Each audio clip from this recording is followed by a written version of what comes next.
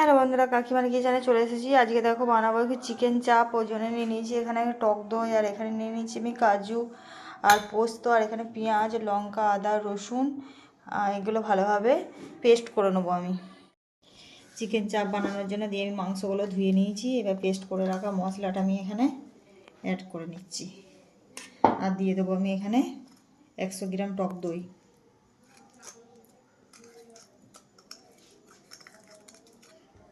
আর এখানে আমি পরিমাণ মতো দিয়ে দিলাম লবণ, আর এখানে দিয়ে দেবো আমি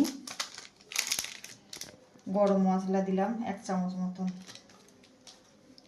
কাশ্মীরি মির্চা দিলাম 1.5 চামচ মতন,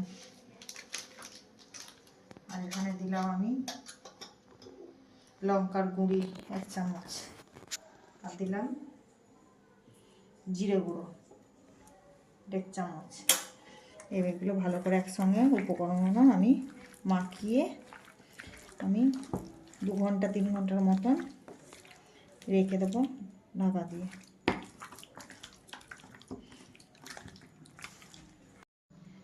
আর আমি 2 চামচের মতো সাদা তেল অ্যাড করে দিলাম।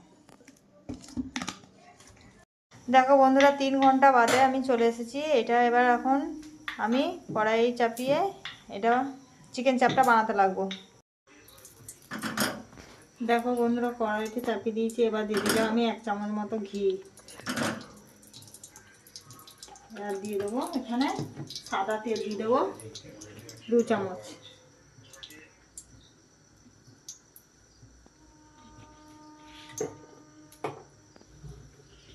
গরম হয়ে গেছে। আমি এখানে রেডি করে রাখা চিকেনগুলো একটা একটা করে দিয়ে দেব। আমার গ্যাসটা একটু মিডিয়ামে রাখতে হবে।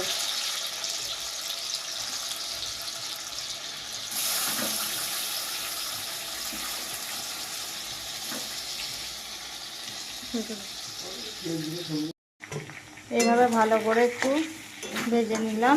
যে দেখো 2 পিটি হয়ে গেছে হালকা হালকা। এবার আমার এখানে রেডি করে রাখা গ্রেভিটা আমি অ্যাড করে দেবো।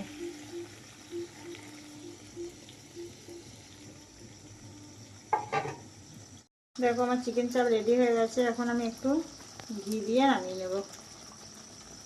ঘি দিয়ে ভালো করে একটু নেড়ে নিলাম। এবার আমি নামিয়ে নেব।